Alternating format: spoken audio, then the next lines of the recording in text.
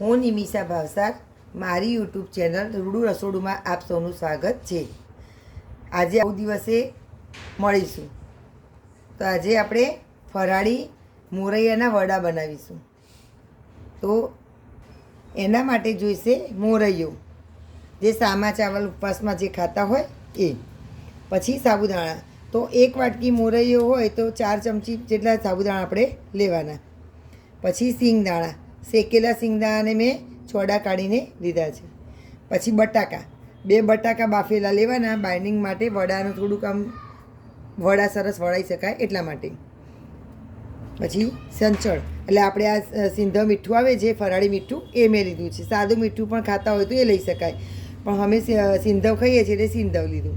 આ તડ લવિંગ મરીનો જે ગરમ પાવડર આપણે ઘરે બનાવીએ શાકદાળનો, એ જો ના નાખવો હોય તો ના પણ ન ખાય. આ કોથમીર, લીલા મરચાં, આદું, લીંબુ, ખાંડ અને તળવા માટે તેલ લેવાનું. હવે આપણે આ બટાકાને બાફી લઈશું. તો મેં પાણીમાં સહેજ મીઠું નાખ્યું એટલે જલ્દી ચડી જાય. હવે આપણે આ મોરૈયો તો એને થોડોક શેકી લઈશું એટલે સરસ એનો પાવડર સરસ થાય.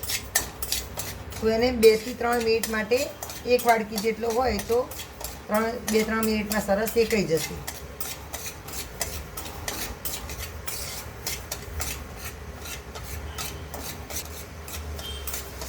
આ આપણું 3-4 મિનિટ થઈ તો સરસ મોરૈયો શેકાઈ જવા આવ્યો. 5 મિનિટ થાય, વધારેમાં વધારે 5 મિનિટમાં તો સરસ શેકાઈ જાય. તાવડી જો આપણી જાડી હોય તો 5 મિનિટ જેવું થશે. અને જાડું તળિયાવાળું વાસણ જ લેવાનું, એટલે શું આપણો મોરૈયો અને સાબુદાણા આપણા દાજે નહીં. મોરૈયો શેકાશે એટલે તરત જ તમને થોડી સ્મેલ આવશે જ. એક તાવડીમાં આપણે સાબુદાણા શેકી લઈશું.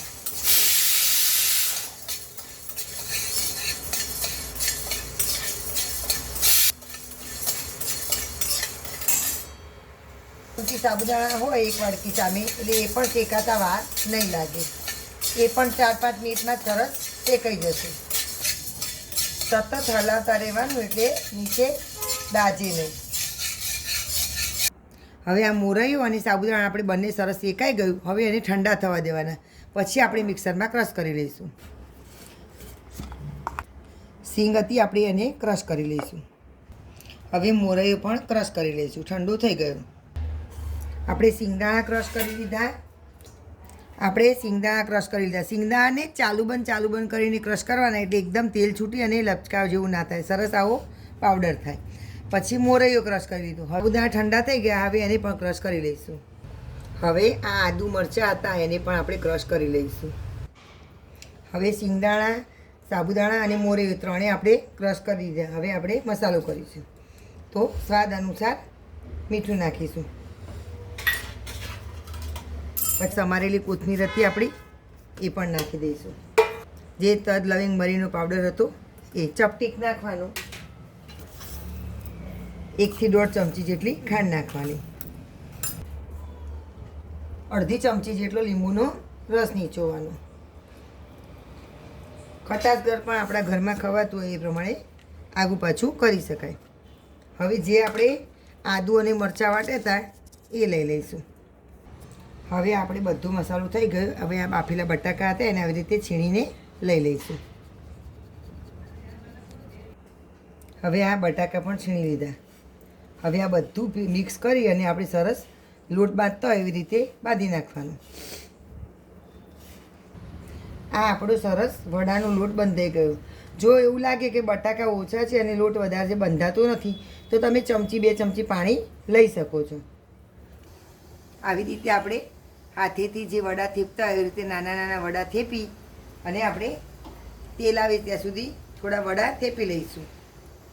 આપણું તેલ ગરમ થઈ ગયું છે. બહુ એકદમ ગરમ તેલમાં પણ નાખવાનું, મીડિયમ તેલ હોય આવી રીતે. એમાં આવી રીતે વડા આપણા ધીમે ધીમે મૂકવાના.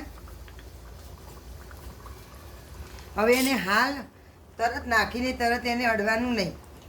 ફૂલ ગેસમાં નાખવાના અને પછી ગેસની ફ્લેમ ધીમી કરી દેવાની. એકદમ ધીમી પણ નહીં, મીડિયમ. અને એને 2 મિનિટ માટે થવા દેવાના. તરત તમે વળશો તો તૂટી જશે.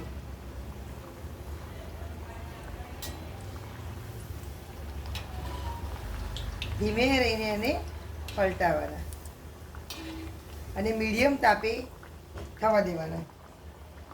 આમ તો આપણે મોરૈયો શેકેલો લીધો, સાબુદાણા પણ શેકેલા, બટાકા બાફેલા, એટલે બહુ તળાતા વાર નહીં લાગે, પણ તો પણ એને સરસ થોડા ક્રિસ્પી થવા દેવાના. ક્રિસ્પી અને ગોલ્ડન બ્રાઉન થાય તો ખાવાની મજા આવે. હવે આપણે ફરાળી ખીચું પણ જોયું, ફરાળી ભજીયા પણ જોયા હતા, ફરાળી ગોટા જોયા હતા, પણ આજે આપણે ફરાળી વડા. સરસ જો ફૂલવા માંડ્યા, કેવા સરસ ફૂલી ફૂલીને દડા જેવા થશે.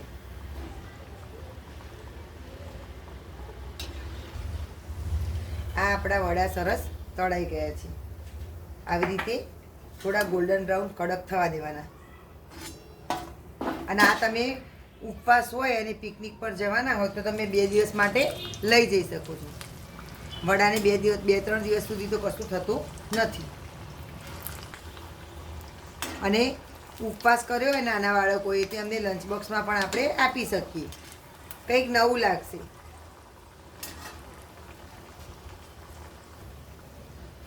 આનું તમે પ્રીમિક્સ કરીને પણ રાખી શકો છો.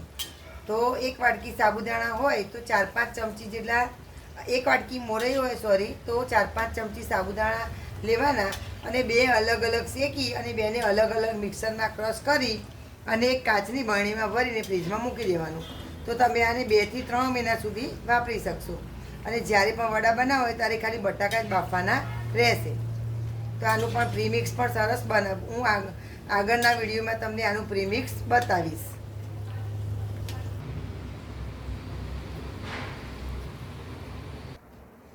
આ આપણા મોરૈયાના વડા તૈયાર. આને તમે દહીં, ગળી ચટણી, લીલી ચટણી, ચા ગમે તેની જોડે ખાશો તો પણ સરસ લાગશે. અને એકદમ સરસ આવા ક્રિસ્પી થયા છે જુઓ. અને અંદરથી સોફ્ટ, ઉપરથી ક્રિસ્પી અને અંદરથી સોફ્ટ. ખાવાની બહુ જ મજા આવે એવા વડા બન્યા છે. તો ચોક્કસ ટ્રાય કરજો. અને મારી ચેનલને સબસ્ક્રાઈબ કરવાનું ભૂલતા નહીં અને તમારી ફ્રેન્ડ સાથે શેર કરવાનું પણ ભૂલતા નહીં. અને આ બનાવી અને મને કોમેન્ટ કરજો કે તમારે કેવી બની એ કહેશો. અને કોઈ સજેસ્ટ હોય તો કોમેન્ટમાં મને જરૂરથી કહેજો. લાઈક અને સબસ્ક્રાઈબ ખાસ જરૂરથી કરશો.